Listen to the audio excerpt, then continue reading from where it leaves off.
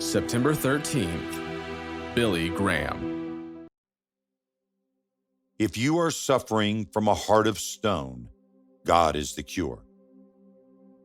Before it was the birthplace of NASCAR racing, before it was the home of the NFL Carolina Panthers, before it was the home for the NBA Charlotte Hornets, Charlotte, North Carolina was called the most church-going city in the country.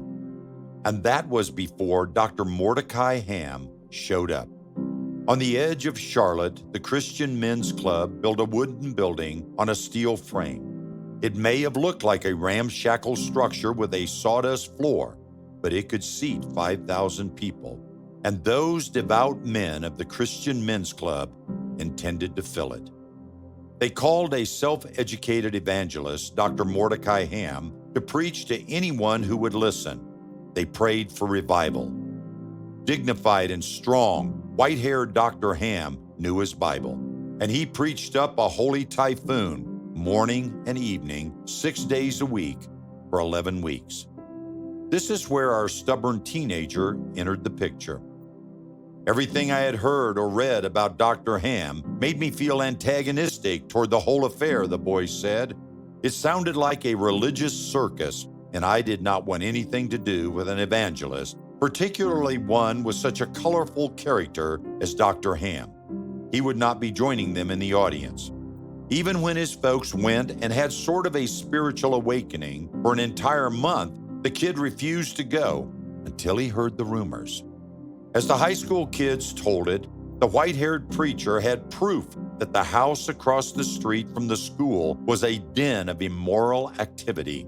It was said that kids were buying grain alcohol and upstairs had been turned into a brothel, and Mordecai Ham meant to shut them down. But truth was, a men's group leader's marketing strategy included leaking the news of the brothel to the preacher and getting signed depositions to back up the preacher's accusations. Mordecai Ham got dubbed the fighting preacher who could stay away. When a bunch of high school students decided to defend their collective honor, even our church-hating teen could not stay away. He wanted to see the fighting preacher. Mostly, he wanted to see the fight. He sat in the far back, confident he was untouchable. After the meeting, the teen could not even remember what the preacher had talked about, but he said, "I was spellbound." In some indefinable way, he was getting through to me. But all the loud talk about sin and hell and all the feelings went with that bore down on the teen. Even in the back row, he became convinced Dr. Ham was preaching right at him. "Why would an evangelist always be pointing his bony finger at me?" the young man said. I became deeply convicted about my sinfulness and rebellion and confused. After all, he had been brought up in the church and doing good deeds. That is why he joined the choir, so he could stand on the stage behind the preacher and avoid his accusatory gaze. Still, the Holy Spirit found him, and for the first time he realized he did not know Jesus for himself. Hand-me-down religion was no longer enough. So when the preacher invited sinners to come to the front and find relief, the boy walked down the aisle. He did not feel anything and almost went back to his seat, but a tailor he knew came up to him and told him the gospel. The young man said, "For the first time in my life, I got down on my knees without being told to do so. I really wanted to talk to God.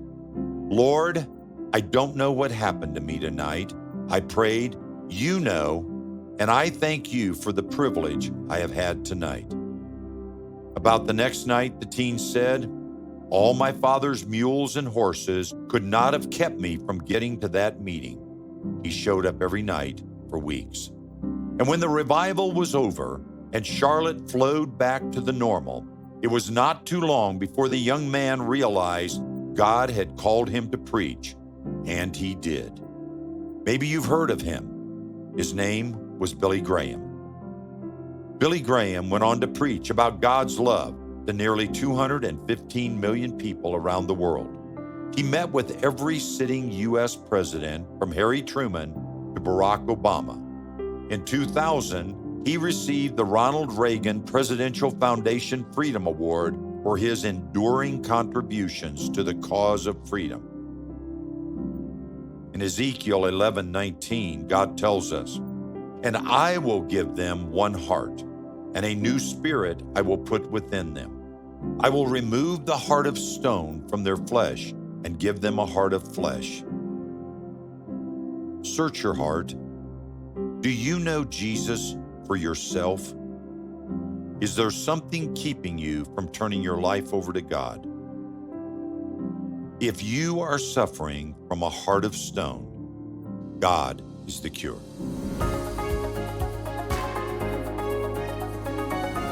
Hi, I'm Pastor Jim Hatcher, and I serve the Alliance Church in Jerusalem. In today's video, we have a young Billy Graham who is attending a revival service, listening to a fiery evangelist give the good news of Jesus. And as the evangelist is preaching, conviction falls in Billy's heart. God finds Billy, Billy finds God, and he gives his life to Jesus. Now, the evangelist that was preaching from the platform, he had no idea who Billy was, no clue what ministry he would have to tens of millions of people around the world. He was just being obedient. But because he was obeying God, Billy was able to hear the Lord speak through him. Now, I remember a very specific moment when someone was being obedient, and because they were obeying God, I heard the Lord speak through them. It was my senior year of high school during an all-nations conference. And these international workers were sharing what God was up to in the Middle East. They were telling about the different projects they were doing and how these different families were coming to know Jesus. And as they were talking and sharing, I remember I felt the Lord speaking to me saying, "This is why you were born." And my heart was responding to it, yes, yes. So as a result of their obedience, my entire life, the direction I was going, totally changed. As a result, my family and I, we live in Jerusalem now. I'm working on a team that serves both Jews and Arabs. So here's today's challenge. Speak the truth in love. We never know who's paying attention. You really don't know who's listening, but it could be one that goes out and leads millions to respond to the voice of the Lord. So today, you want to pray for those opportunities to be obedient and to speak the truth. Be encouraged. Be obedient. Hatcher out.